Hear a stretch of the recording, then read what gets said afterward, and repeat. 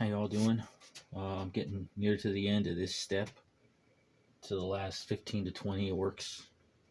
And again, just to show you that I don't know what I'm doing, I'm putting a color on that I put on earlier before I Beal-Tan greened it with a wash and then made it too dark. Because, I don't know what's too dark and too light. I have no frame of reference, really, because, again, I'm not a painter.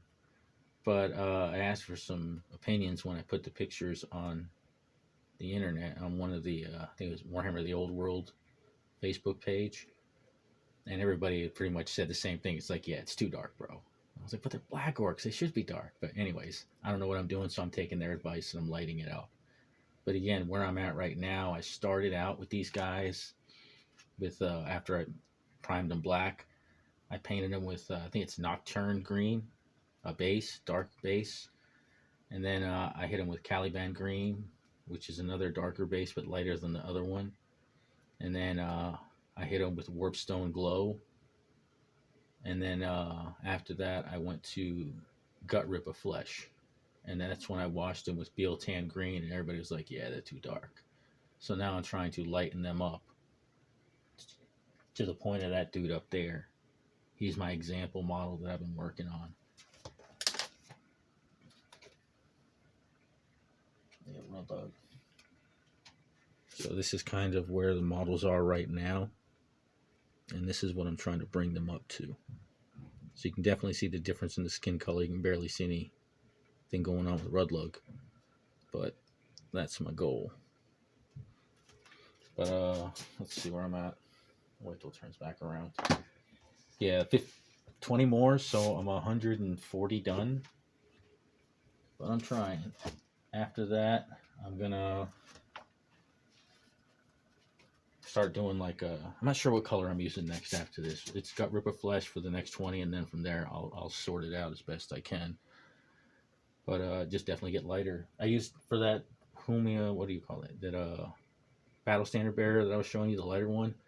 I used freaking craft paints on that guy because I couldn't find lighter colors enough in any of the other stores. And the only place I could go is the hobby shop I used to work at, and I ain't shitting going back there. That dude took enough of my money.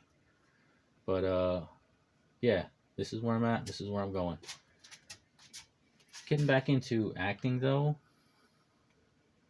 I'd like to talk about that some because again, I'm trying to steer back into that direction.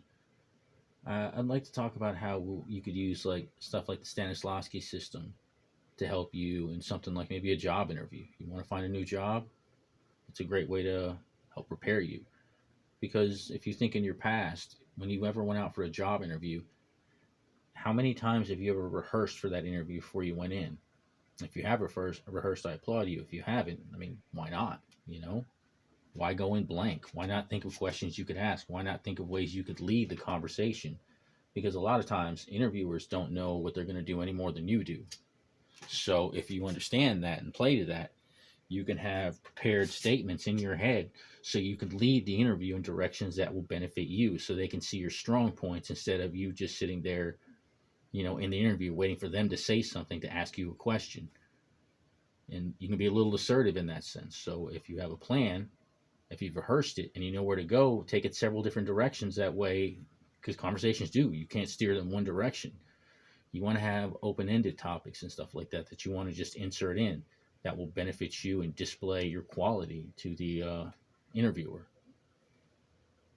And like I said, the Stanislavski is a great way because you can just, who am I? What is your role? What kind of job is it? Am I a cook? Am I a maintenance worker? Am I an office administrator? So you ask those questions, What do you want? What's in your way? Is there another person applying? Or is there a skill you need to learn? Because it'll reveal things too as you ask these questions. What all do you need for this job?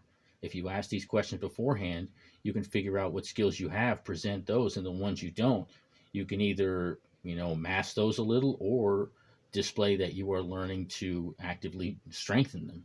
Because they always ask those questions, the SWOT questions, what are your strengths, weaknesses, opportunities, and stuff. So it's a good way to give you like a frame of reference on where to start to build yourself to prepare for an interview. So I highly recommend using acting techniques in that sense. If you have any questions or anything about that, please feel free to mention in the comments, and I will answer to the best of my capabilities. Thank you very much. Have a lovely day.